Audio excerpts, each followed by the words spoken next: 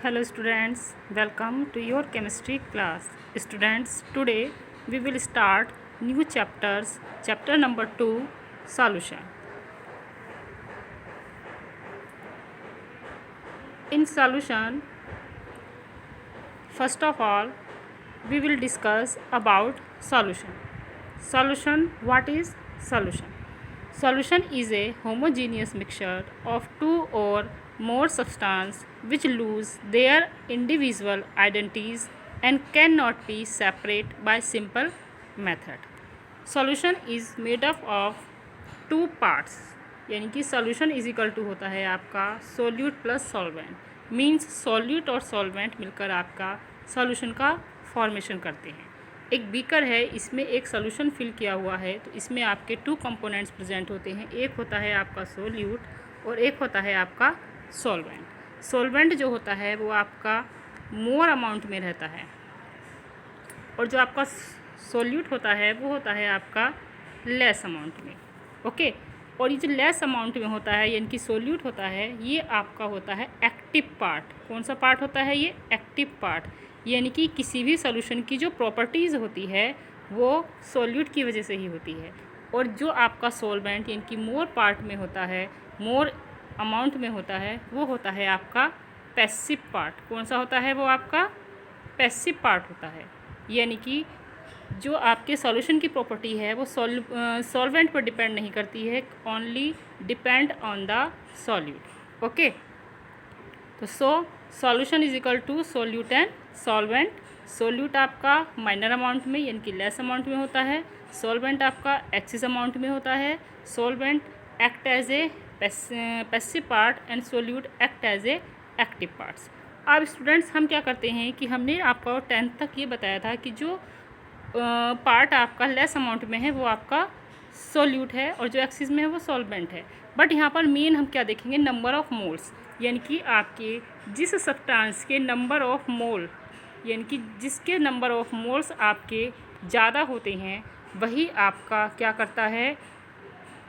Solvent की तरह work करता है, और जिसके नंबर ऑफ मोल्स आपके लेस होते हैं वो आपका सोल्यूट की तरह वर्क करता है। तो यहाँ पर हम मोल्स की नंबर देखेंगे, ठीक है।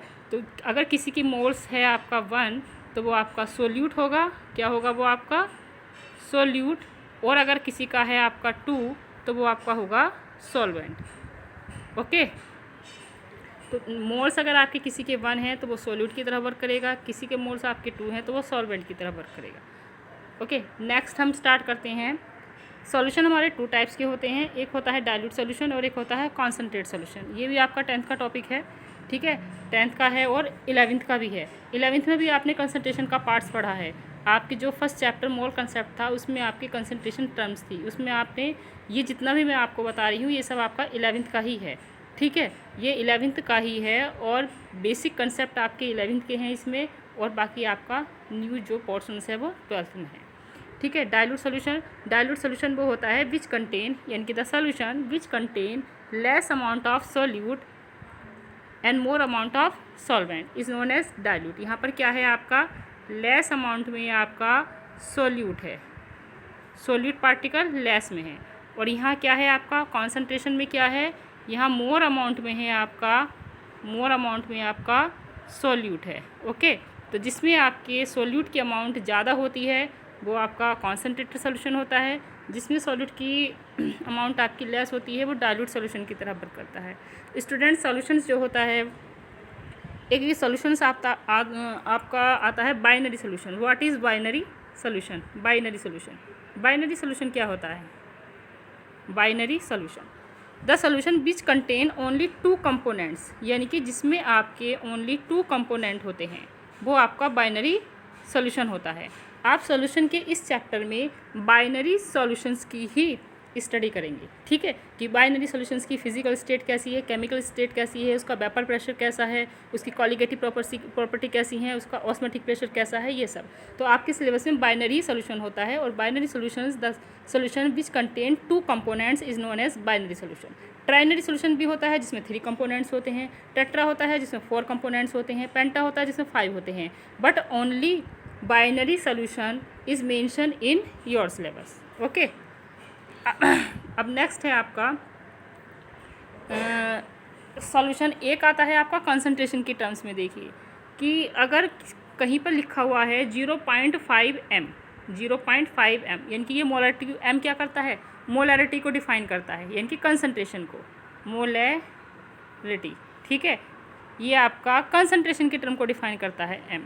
तो अगर आपका एक सॉल्यूशंस कई m यानी कि कंसंट्रेशन आपकी 0.5 है, 0.5 m है, और एक की है आपकी 2m, तो इसमें 2m वाला यानी कि जिसमें m की वैल्यू ज़्यादा दे रखी है, जिसमें m का मैग्नीट्यूड ज़्यादा है आपका, वो कंसनट्रेटेड की तरह वर्क करेगा, और जिसमें m की वैल्यू कम है यानी कि 0.5 है m की वैल्यू, वो आपका डाइल्यूट की तरह वर्क करेगा, क्योंकि उसमें आपके सॉलिड पार्टिकल्स बहुत कम हैं, उसकी मोलरिटी आपकी कम है। ओके, नेक्स्ट आता है आपका कंसंट्रेशन कितने टाइप्स की होती है हमारी, कंसंट्रेशन टर्म्स। अब देखो यहाँ पर कंसंट्रेशन टर्म्स कौन कौन सी है, एक है आपकी मोलरिटी, एक है नॉर्मेलिटी, एक है मोलैलिटी, और एक है आपका मोल फ्रैक्शंस, एक है आपका परसेंटेज, और एक है आपका ppm। स्टूडेंट्स, जो आपकी कंसंट्रेशन है वो कंसंट्रेशंस आपकी 2 टाइप्स की होती हैं, ठीक है, कंसंट्रेशंस आपकी 2 टाइप्स की होती हैं।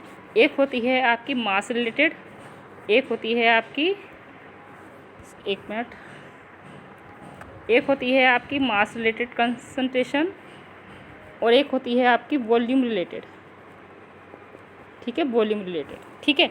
मास रिलेटेड में वो होती हैं जिसमें आपका मास इन्वॉल्व होता है, ठीक है, जैसे परसेंटेज W/W, परसेंटेज W/W, ये आपका मास रिलेटेड है, ठीक है। मोलैलिटी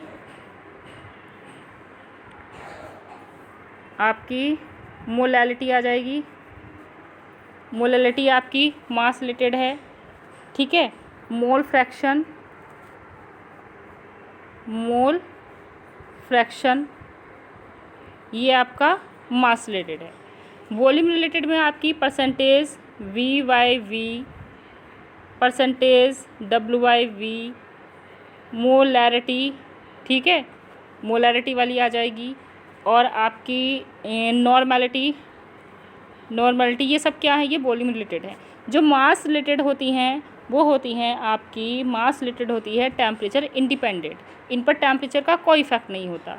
जो आपकी वॉल्यूम रिलेटेड होती हैं वो होती है टेम्परेचर डिपेंडेंट, इन पर टेम्परेचर का फ़र्क पड़ता है। ओके, तो जैसे आपकी ये मोलैरिटी है, ये आपकी वॉल्यूम रिलेटेड है, ठीक है। जो आपकी नॉर्मैलिटी है ये आपकी वॉल्यूम रिलेटेड है। ओके, इसी तरीके से अगर हम देखें तो मोलैलिटी ये मास रिलेटेड है, और जो आपका मोल फ्रैक्शन है ये भी मास रिलेटेड है।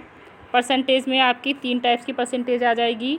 परसेंटेज एक हो जाएगी आपकी W/W, एक हो जाएगी W/V, और एक हो जाएगी V/V, ठीक है। तो ये दोनों आपकी वॉल्यूम रिलेटेड हो जाएंगी, ये आपकी मास रिलेटेड हो जाएगी, ठीक है। तो यहाँ पर ये आपकी हो गई, एक होती है परसेंटेज और एक होती है ppm, ये भी मैंने आपको डिफ़ाइन कर दिया है। अब हम नेक्स्ट क्या करते हैं, अब हम सभी टर्म्स को 1 बाय 1 एक्सप्लेन करेंगे। ओके, नेक्स्ट है यहाँ पर देखिए, first of all molarity. Molarity is a volume related concentration and it's depend on temperature, because on increasing temperature volume is expand and molarity will be change. Okay, molarity का formula होता है students, हम molarity को क्या करते हैं, capital M से denote करते हैं, कैपिटल M से इसको डिनोट करते हैं।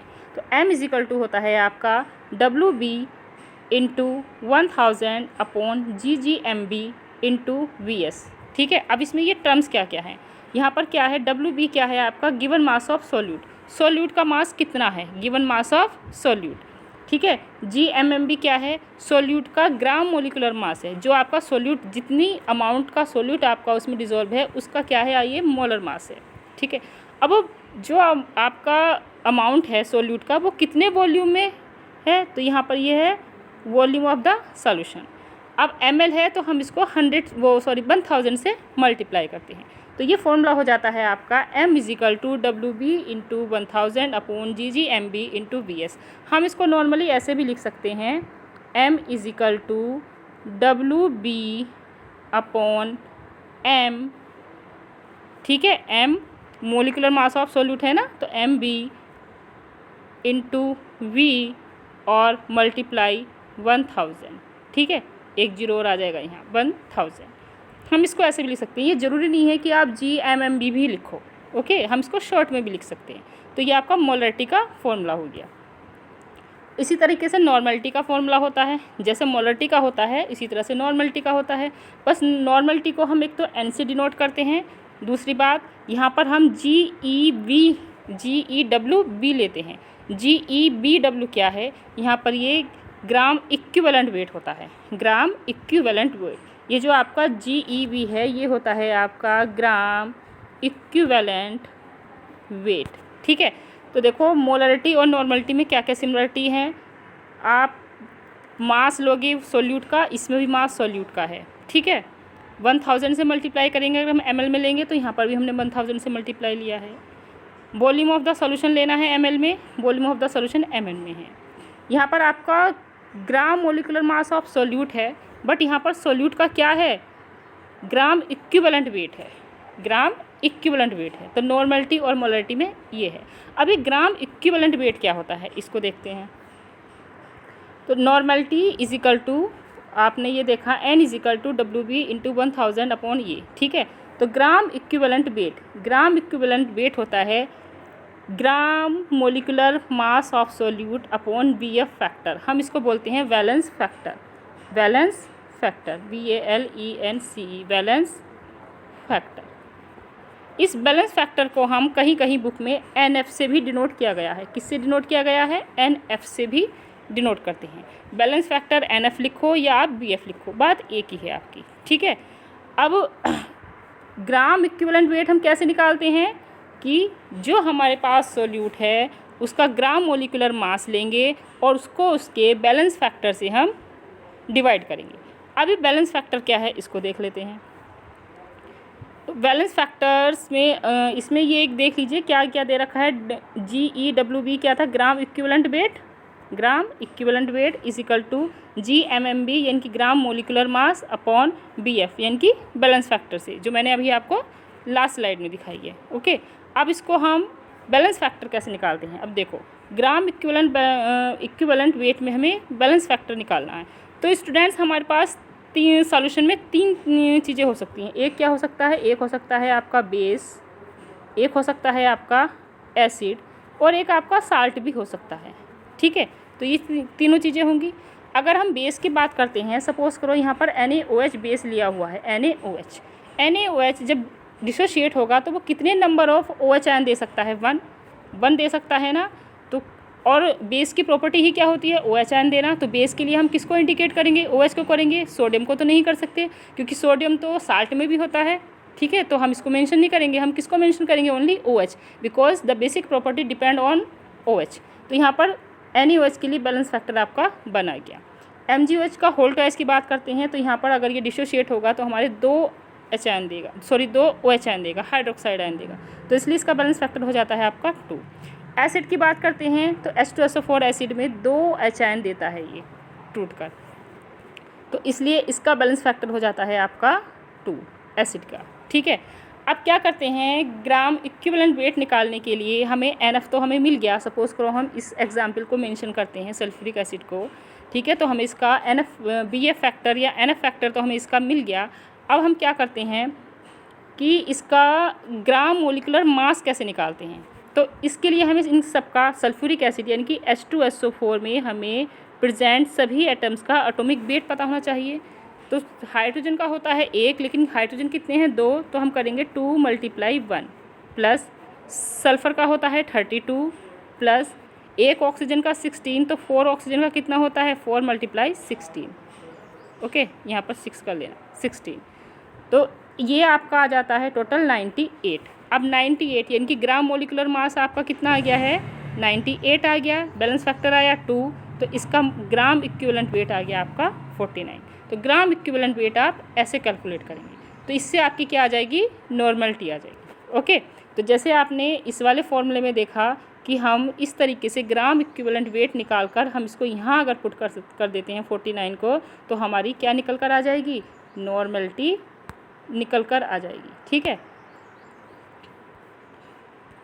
चलिए अब आता है हमारा molality. What is molality. Normality क्या था, नंबर ऑफ मोल्स डिज़ोल्व इन पर लीटर, ठीक है, ऑफ द सॉल्यूशन। वो आपकी मोलैलिटी थी। लेकिन अगर हम मोलैलिटी की बात करते हैं तो हम यहाँ पर सॉल्यूशन का वॉल्यूम नहीं लेते, हम यहाँ पर सॉल्यूशंस का क्या लेते हैं, वेट लेते हैं, ग्राम लेते हैं, ठीक है। तो the number of solute dissolve in 1000 gram of the solvent, ठीक है। तो अब देखो मोलैलिटी और मोलैलिटी में क्या डिफरेंस है। Solute weight of the solute इसमें भी लिया है हमने WB, इसमें भी लेंगे। 1000 से मल्टीप्लाई यहाँ भी करना है हमें, यहाँ भी करना है, ठीक है। GMMB gram molecular mass of solute यहाँ लेना है, gram molecular mass of solute हमें यहाँ भी लेना है। बट यहाँ पर हम सॉल्यूशन का क्या यूज़ कर रहे थे, वॉल्यूम, ठीक है। और यहाँ हम क्या करेंगे, मास ऑफ सॉल्वेंट, क्योंकि सॉल्यूट के मास को हम B से डिनोट करते हैं और सॉल्वेंट के मास को हम A से डिनोट करते हैं, ठीक है। तो यहाँ पर क्या आ जाएगा आपका, ये देखो कि केवल इसका और इसका ही अंतर है इन दोनों में। यहाँ पर हम क्या लेते हैं, सॉल्यूशन का वॉल्यूम लेते हैं और यहाँ पर हम सॉल्वेंट का वेट लेते हैं ग्राम में। तो ये है आपका मोलैलिटी और molality. Molality is considered better than molality because the volume of molarity change with temperature but the volume या हम जिसे कह देते हैं mass of the molarity does not change with temperature, क्योंकि मोलैलिटी पर यानी कि मास पर टेम्परेचर का कोई इफेक्ट नहीं होता। तो इसलिए हम मोलैलिटी को ज़्यादा कंसिडर करते हैं इन कंपैरिजन मोलैलिटी। ये आपका क्वेश्चंस भी है, ओके। तो ये आपका हो गया है। नेक्स्ट आता है आपका, हाँ, मोलैलिटी और मोलैलिटी को हम नंबर ऑफ मोल से भी हम डिनोट कर सकते हैं कि फॉर्मूले में हम इसको ऐसे भी लिख सकते हैं। ये देखो molality is equal to M is equal to, अच्छा मोलैलिटी और मोलैलिटी में ये डिफरेंस हो ये भी है आपका। मोलैलिटी को हम कैपिटल M से डिनोट करते हैं और मोलैलिटी को हम स्मॉल m से करते हैं। यहाँ पर NB यानी कि number of moles of solute upon volume of the solution. यहाँ पर आ गया number of moles of solute upon mass of the solvent. तो ये फॉर्मूले भी आपके हैं। अगर आपके डायरेक्टली क्वेश्चन में नंबर ऑफ मोल्स दे रखा है और सॉल्यूशन का वॉल्यूम दे रखा है तो आप मोलैलिटी निकाल देंगे, ठीक है। इसी तरीके से अगर आपका सॉल्यूट का वेट दे रखा है और सॉल्वेंट का वेट दे रखा है तो आप मोलैलिटी निकाल देंगे। लेकिन अगर स्टूडेंट्स आप में ग्राम में किसी चीज़ को दे रखा है, उसके नंबर ऑफ मोल्स नहीं दिए गए हैं, तब आप जो फॉर्मूला लगाएंगे वो ये वाला लगाएंगे, ओके। नेक्स्ट आता है आपका मोल फ्रैक्शन। ये आपकी नेक्स्ट यूनिट है, मोल फ्रैक्शन। मोल फ्रैक्शंस का मतलब क्या होता है कि किसी भी सॉल्यूशन में सॉल्वेंट और सॉल्यूशन का कितना कितना फ्रैक्शंस है, वो आपका होता है मोल फ्रैक्शन। सपोज़ करो ये पूरा का पूरा सॉल्यूशन था, इसका वॉल्यूम था ये, ठीक है, लेकिन इसमें कितना पार्ट सॉल्यूशन है और कितना पार्ट आपका सॉल्यूट है। सपोज़ करो ये पूरा, ये जो ब्लू से दिखाया गया है, ये पूरा पार्ट क्या था आपका, सॉल्यूशन था, और ये जो ब्लैक से इंडिकेट किया गया है ये सॉल्यूट है। तो इतने सारे सॉल्वेंट के फ्रैक्शंस में केवल इतना सा पार्ट आपका क्या था, सॉल्यूट था। तो वही हो जाता है आपका मोल फ्रैक्शंस, यानी कि आपके नंबर ऑफ सॉल्वेंट में कितना फ्रैक्शन यानी कि कितना पार्ट या कितने मोल आपके सॉल्यूट के प्रेजेंट है, हम उसी को बोलते हैं मोल फ्रैक्शन। इसमें हम सॉल्यूट का फ्रैक्शंस भी निकालेंगे और सॉल्वेंट का फ्रैक्शन भी निकालेंगे। चलिए देखते हैं इसको कैसे करते हैं। अब देखो कोई भी सॉल्यूशंस में दो कंपोनेंट होते हैं, एक होता है सॉल्वेंट और एक होता है solute.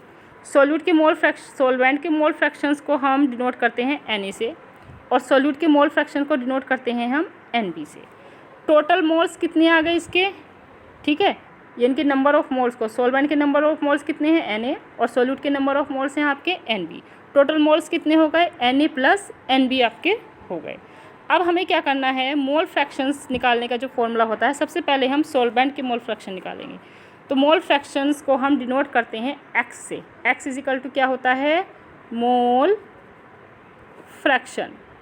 x is equal to mole fraction, okay, mole fractions होता है। तो x से हमें किसका निकालना है, सॉल्वेंट का। तो x से is equal to moles of solvent upon moles total moles, यानी कि सॉल्यूशन में टोटल मोल्स कितने हैं और सॉल्यूशन में टोटल मोल्स किस किस के होंगे, सॉल्वेंट और सॉल्यूट के, ठीक है। और निकालना किसका है, सॉल्वेंट का। तो जिसका निकालना है उसको हम ऊपर लिखेंगे। तो हम इसको लिख देते हैं x is equal to Na upon Na plus Nb। Okay. Mole fractions of solute, solute के कैसे निकालेंगे? सॉल्यूट को हम किससे डिनोट कर रहे हैं? NB से। मोल को solute, number of moles of solute क्या है? NB हैं। और मोल फ्रैक्शंस ऑफ सॉल्वेंट कितना हो, किसका सॉल्यूट कितना हो जाएगा? XB हो जाएगा। ठीक है, तो ये हो जाएगा आपका XB is equal to moles of solute upon total moles, यानी कि XB is equal to NB upon Na plus NB।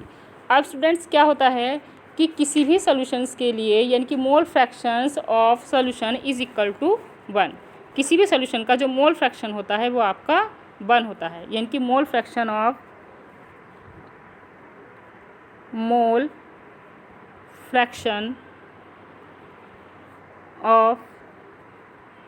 Solution is equal to 1। ठीक है, ये माना जाता है क्योंकि सॉल्यूट और सॉल्वेंट मिलकर आपस में क्या बना लेते हैं? एक पूरा सॉल्यूशन बनाते हैं, और वो 1, एक सॉल्यूशन किसके इक्वल होता है? 1, तो इसलिए हो जाता है आपका mole fraction of solution is equal to 1। Okay, तो ये आपका हो गया मोल फ्रैक्शंस। नेक्स्ट है आपका स्ट्रेंथ क्या होती है। अब मैंने आपको 3 टाइप्स की कंसंट्रेशन वो आपको मास रिलेटेड में बताया था। मैंने आपको बताया था एक होता है W/W, एक होता है W/V और एक होता है V/V। इसका मतलब क्या है? इसमें देखो ये जो पहला वाला टर्म होता है ये होता है आपका सोल्यूट, ये होता है आपका सोल्यूट। ठीक है, और ये वाला जो होता है ये होता है आपका सॉल्वेंट। तो अगर आपका सोल्यूट ग्राम में प्रेजेंट है, ठीक है, और जो आपका सॉल्वेंट है वो भी ग्राम में प्रेजेंट है, तो आपकी कंसंट्रेशन हो जाती है W/W, यानी कि मास बाय मास हम इसको कह देते हैं। ठीक है, लेकिन अगर आपका क्या है कि ये जो W/V होता है, W/V, इसमें अगर सोल्यूट आपका जो ये सोल्यूट है ये तो है आपका ग्राम में, और ये जो आपका सॉल्वेंट था ये है आपका किस में?